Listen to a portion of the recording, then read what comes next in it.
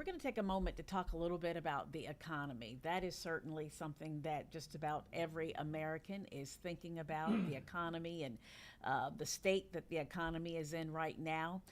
Some new numbers came out this morning. First of all, when it comes to U.S. economic growth, apparently it was not as strong initially in the first quarter as we thought. It was revised down from 2% growth to 1.6. Some other economic numbers, jobless claims in the state of Virginia went up 8.8% this week. Those numbers came out. And then yesterday, the economic forecast from the Weldon Cooper Center for Public Service, this is out of UVA, their forecast for the state of Virginia, not very good. Basically, they said that Virginia's labor market was a lot weaker in 2025 than previously reported, and they're expecting that just in the state of Virginia, 17,000 jobs will be lost this year. So we brought in the expert, Peter Shaw, TCC professor emeritus, business professor in economics, to talk more about what this all means, where we might be going, and what can we do about it. Thank you so much. Glad to be here. It's always good to see you. Okay, Enjoy nice talking to you. Yeah, I just ran down some of these numbers, and they're not good. Mm. And especially, Virginia, because I even talked to another economist who was telling me about the numbers in Virginia. And then to hear 17,000 jobs could be lost this year, you think about everything that was lost last year with Doge cuts. What's happening in the state of Virginia? Well, I guess the biggest contributor is the big decline in federal jobs. I think there's going to be another 4,000 jobs lost this year in that area. And then, of course, has a rippling effect, okay, because as you cut back on those federal jobs in those areas of the government, any contractor that's doing business there is probably going to go lose their contract, which means they may have to lay off more people on their side of the street. So it's not pleasant, and it's the economy is going to be basically flat. The unemployment rate will grow, as I think the UVA, you mentioned earlier, the UVA forecast is saying over 4%, 4.3%, 4.7%. I mean, to give you an idea, back in 2024, the state's unemployment rate was 2.9%. Now it's projected to be at 4.7. Wow. That's almost 2 full percentage points. I mean, that's quite a bit. And a lot of where the question becomes, well, what's the contribution? What's causing it? And my observation has been basically two things. The federal cutbacks is part of it. Right. AI is the other part. I mean, it's having a major impact. Oracle has laid off 30,000 people. I mean, these people received an email one morning said, by the end of the day, you're gone. Wow. Imagine that. And it's global. I mean, it was a global hit. And there are others, too, other major technology companies that are doing the same thing. So AI is having a major influence along with the federal government. Yeah. Wow. And then overall, I mentioned the GDP being revised down, and the Iran war has to be playing a big part in this. We know what's happening with gas prices. How does that fit into what was already kind of a shaky picture developing economically? Yeah, I mean, when you raise oil prices 40-50% on a barrel, you can see the impact, about 40% at the pump. But it not only affects the pump, it also affects any other goods that you want to go buy that has to be transported to market. For example, agricultural farm food, the cost to transport that to market is expensive. And so fertilizer also has gone through the roof as we import quite a bit of it. So you're seeing the consumers being reminded every week when they go to fill it with gas, when they go to the grocery store, and of course if they go buy goods elsewhere, the prices are noticeable, in some cases very staggering. My wife was complaining, she came back to the grocery store yesterday and she buys a big container of avocado oil because she likes to use it to cook in her cooking. And she said, I can't believe it. I said, what's the matter? This used to be $12 a bottle, now it's $20. Oh my goodness. That's more than 50% increase. And of course, most, like 75%, 80% of avocados are coming from Mexico. What a lot of Americans don't know, by the way, is in 2024, 70% of all tomatoes that were purchased here in the United States were from Mexico. So, a lot of these are being hit with the tariffs. Right. And that's still having a havoc still. And it's still a spillover. Yeah. The auto industry is taking huge hits. I was reading a couple days ago where in Subaru sales, they have a brand new 2026 Outback touring vehicle. It's redesigned. Matter of fact, bought one for my wife because she loved it so much. But I saw where the sales from January to April down 20% from the previous year. Part of that is tariff increases that they had to deal with, and some of these other factors. But it's the consumer is being hit on multiple fronts. Right, yeah. I mean, no matter where the consumer turns, wham. The other thing that a couple months ago, I think it was Professor Bob McNabb. Yes. He was, I think, here being interviewed at Channel 13. He mentioned the fact that, according to his research, that the top 30% wealthiest households are accounting for 70% of the consumer spending. Yes. We were just talking about that yesterday, how that's what's holding up the economy right now. You bet. Now, and that means 70% of the households are only spending 30% of the consumer spending. They are carrying the load, but now what you have is a situation where there's a concentration of households that are carrying the economy. If these guys slow down just the slightest bit, we're going to feel it real fast. Yeah. That's interesting because that also gives us the impression that the economy might be doing a little bit better than what it is. Because you just have these people at the top that are kind of being a buoy for the economy. Meanwhile, people in the lower, social economic status are really, really suffering. Oh, yeah. The classic example I tell some of my friends, if you get someone making $100,000 a year and they get a 5% raise, that's before taxes. After you take all the taxes and everything else they take out, you're going to walk away about a 3% raise net. So 3% of 100,000 means they got an extra $3,000 take home. The person making 200,000 is going to get a 5% raise, roughly 3% take home. They're going to take home $6,000. Right. So you can see that's why the upper crust homes are, even if they get the same raise rate, their take-home pays are much greater. So of course, that 3,000, 6,000 get wiped out pretty quickly with gas prices. Oh, you're not kidding. You're not kidding. Yeah. The economic outlook for graduates.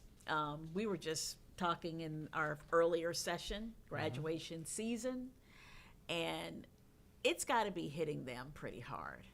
My understanding is that they are not finding the jobs that some of their predecessors or earlier classes are able to find.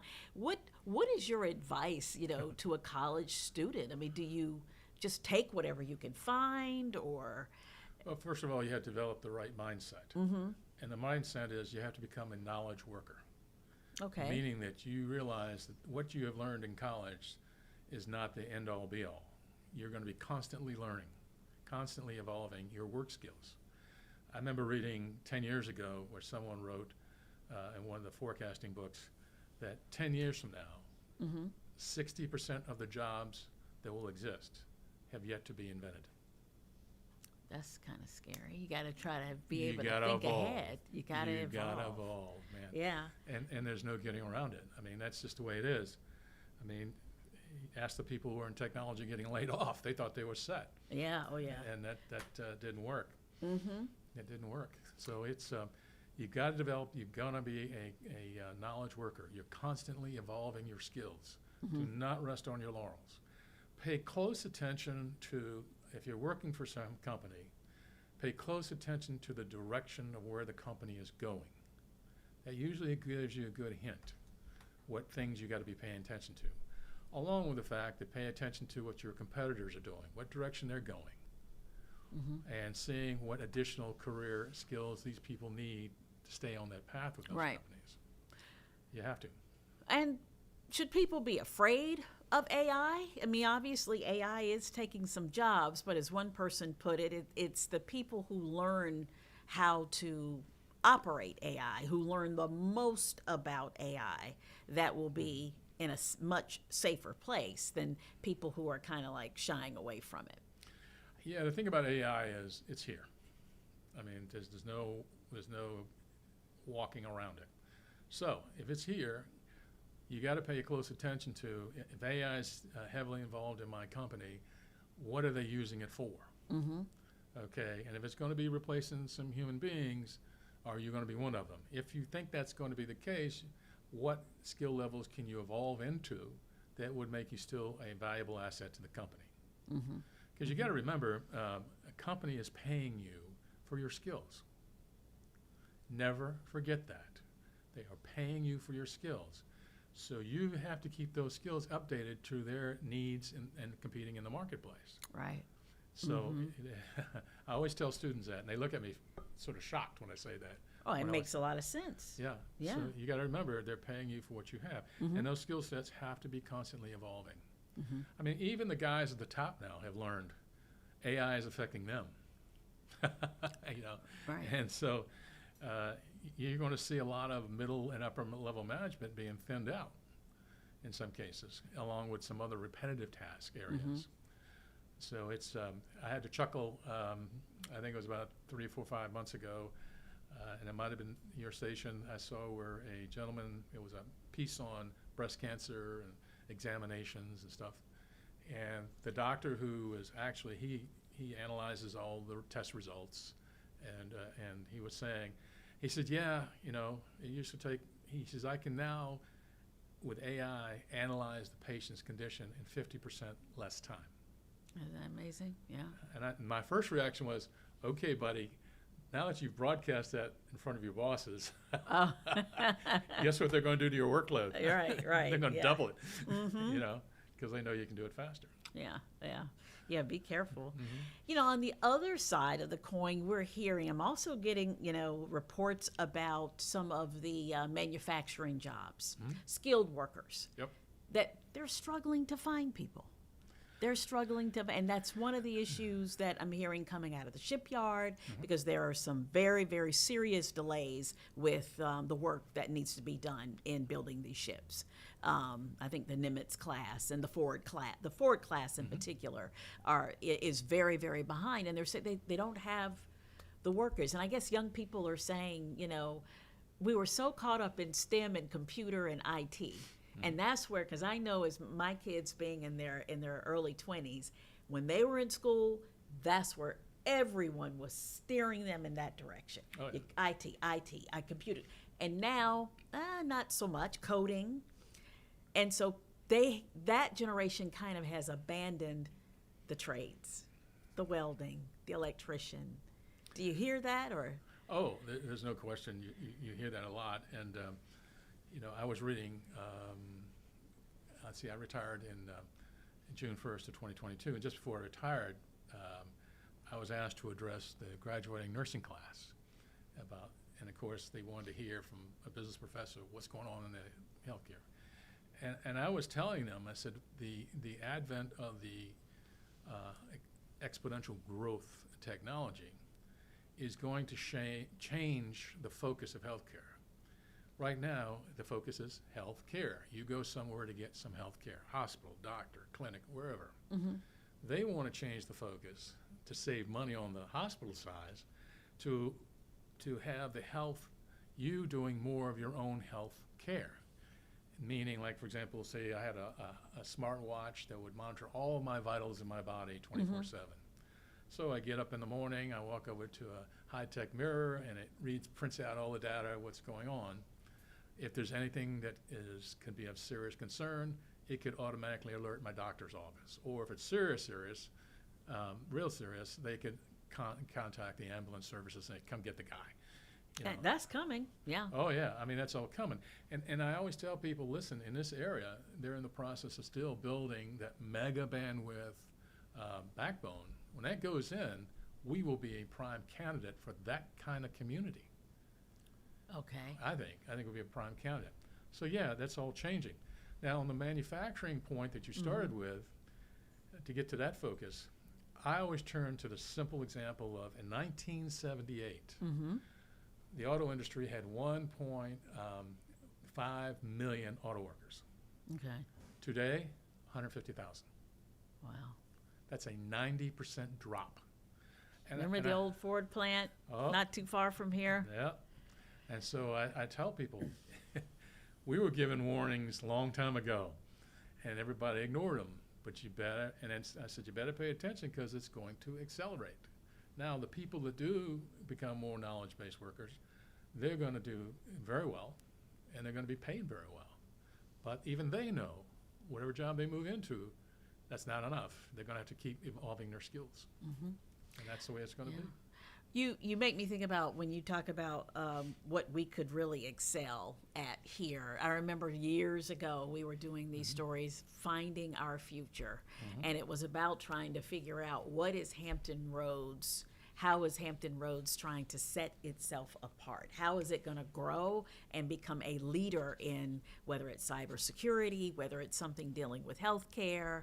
And it was kind of hard, to figure out what that's going to be. So if you are a mayor or a city planner or a city manager or someone who's even thinking about getting into that field, how do you push this area or push your city to think ahead in terms of 10 years from now, what can we really be successful at?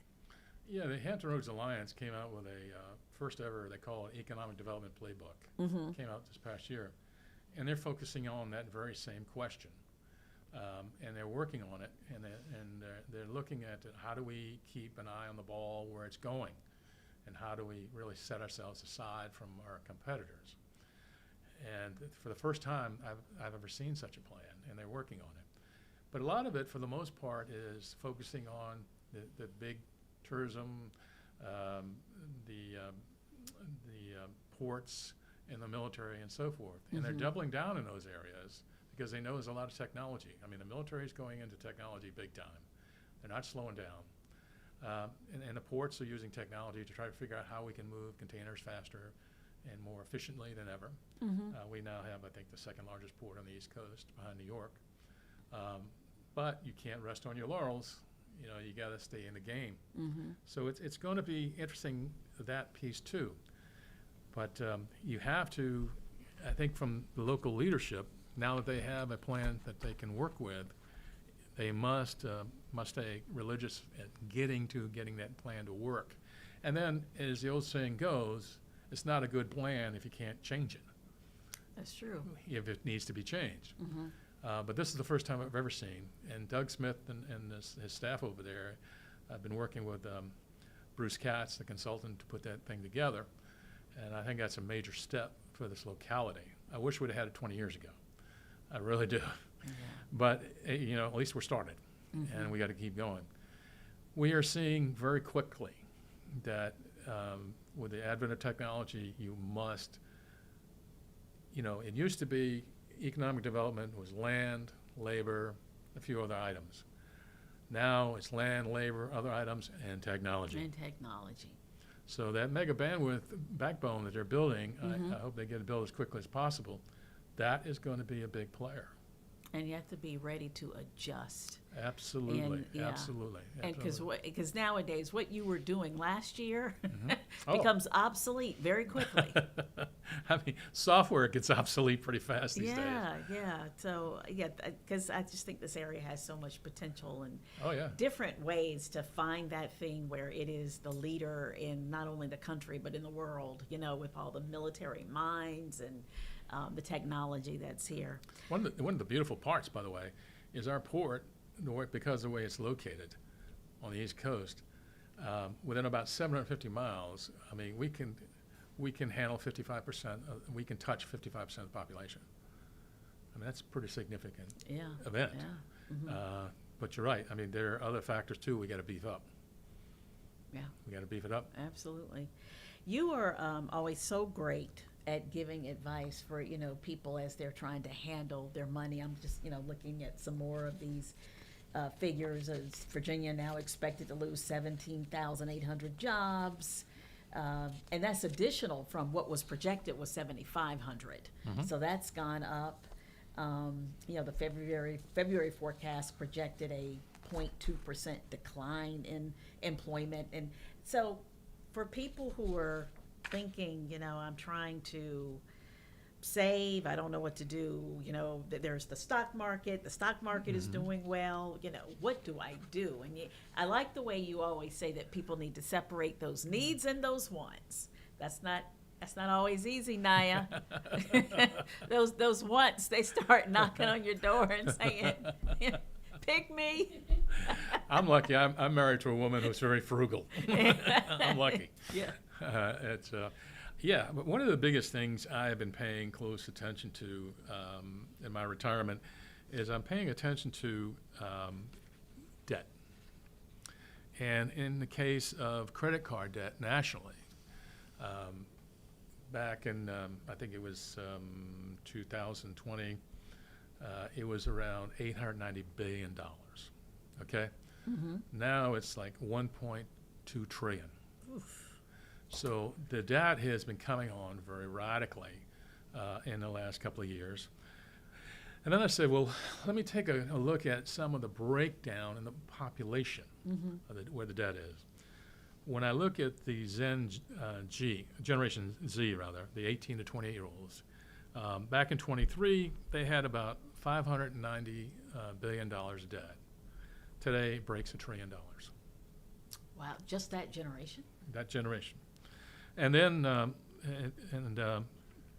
then I look at the millennials, and this is total debt, not credit card debt, but this is total debt. I'm sorry, this is total debt.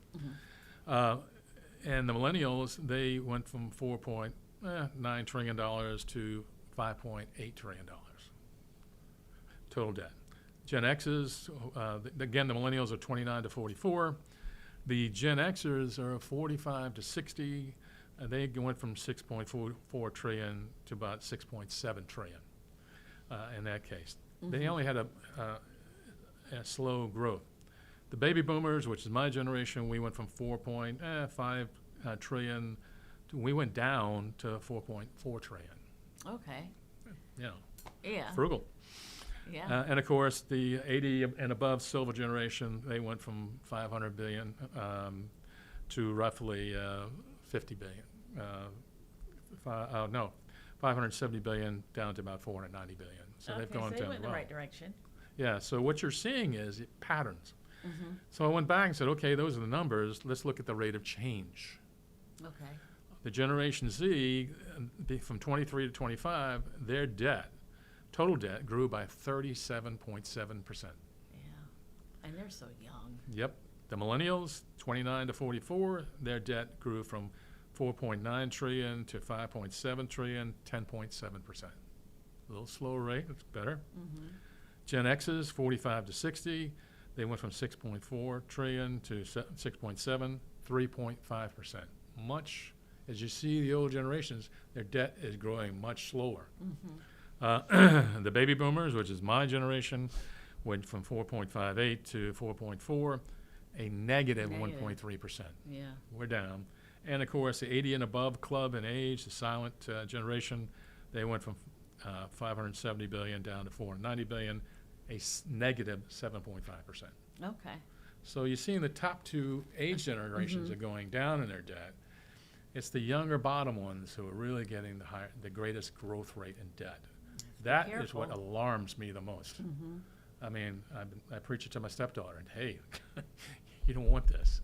Yeah, especially that younger generation. They don't even have any money, and they're, and they're, I guess that's why they're in debt, because they're borrowing everything. But you got to have some kind of credit to borrow, so they have to be careful. So where are we going? The war is still going on. The strait is closed, and then we say it's going to open, then it doesn't open, and it stays closed, and then we say it's going to open, and then it doesn't. we don't see any really relief when it comes to the war, but you never know. What do you think we're going to be looking at come the fall and maybe heading into the holidays?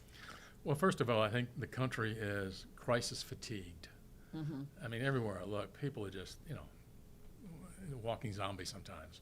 You go into the grocery stores, and I can remember as a kid growing up, on those special shopping days, Wednesdays, Fridays, and Saturdays, full carts everywhere. People were filling up. Mm-hmm. Prices reasonable. Now you go there, you might see 1 in 10 that's full. And what's happening is people are now shopping here first. They're going to the phone, okay, for meats, where do I get the best deal? Vegetables, where? Canned goods, where? Mm-hmm. And my wife does it all the time. She shops 3 different supermarkets Okay. to get the better deals.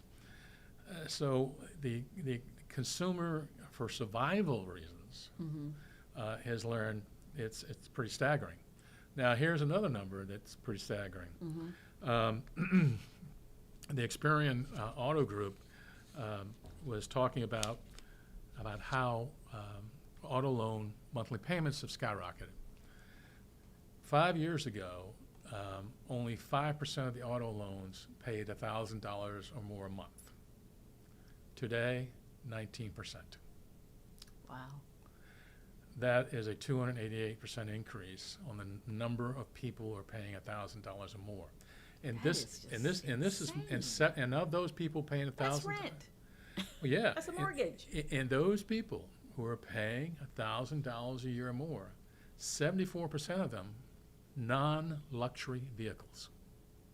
It's like the pickup trucks, the basic, the Ford Those 150. pickup trucks are insane. Oh, The cost. the bottom line, Ford 150 is the bottom line, and this is what's causing the problem. In December, they said the average pickup truck price on CNBC was $66,000. I'm like, I will not. yeah, I will not. yeah, it's Now you don't buy a $60,000 car. yeah. No, I'm not. It was crazy when you Yeah. were saying about the groceries, because I can remember being in college just like 4 years ago, and me and my sister, we lived together, so we would split the cost of groceries. So it'd be like $120. Our cart is filled up. We got tissue, paper towels, all of our necessities, and groceries.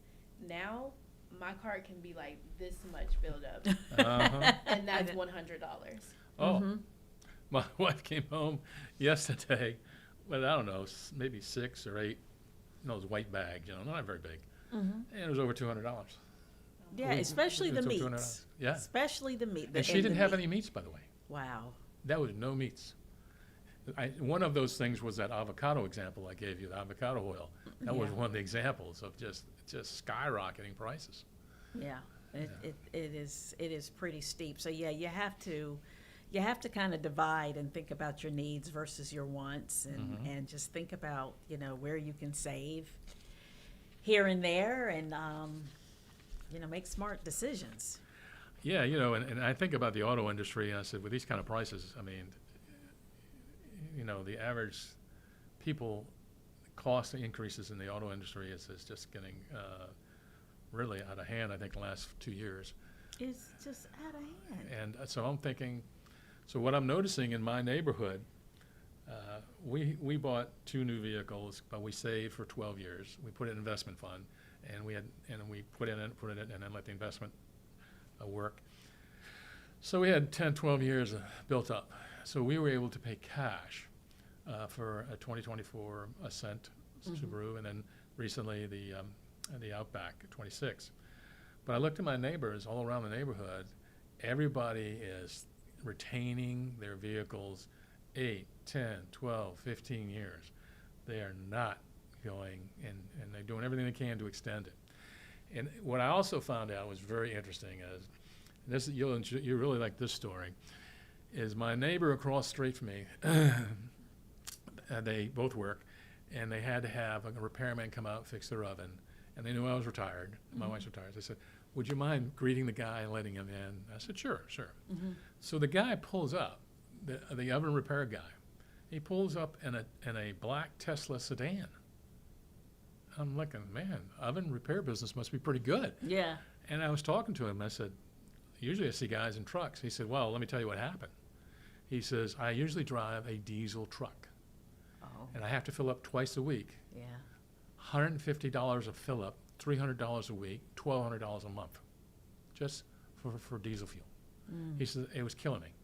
So I bought this used Tesla, no fuel to worry about. He says, he said I paid a good price for it. He said I had no choice, and I said, well, where's all your equipment? He opened up the back door because it was tinted glass, and he had these very organized containers, stacked 3 high, 2 across, all of his tools and parts. And the lifted trunk, same thing. He had everything he needed. He figured out a way to get it in there. Wow. And he said, that's the only way I can afford to stay in business and charge the prices I charge. Wow. It's amazing. So you're seeing even the business people. Yeah.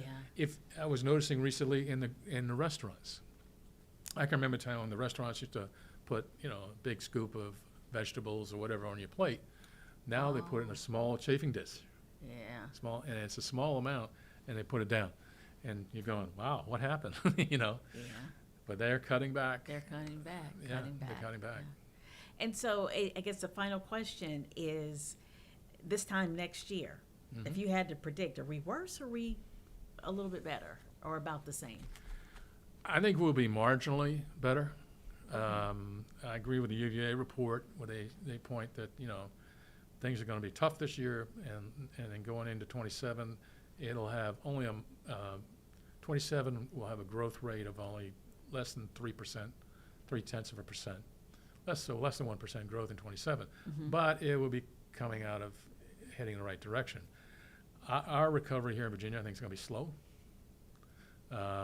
especially with the government cutbacks. And you got to remember also, and again, my good friend Dr. McNabb stated on TV that for every every federal job that's lost, it takes basically 2 private sector jobs to match the salary and benefits of that one federal job. Yeah. So if you lose one over here, you got to hire 2 more people. You got to employ, put in the economy, and that can take a while. Yeah. Thank you so much. Sure. This has been a great talk. Yeah. It has motivated me and Naya to watch our money even more so, what little bit we have, and but yeah, we'll certainly have you back. Thank you. Really appreciate it.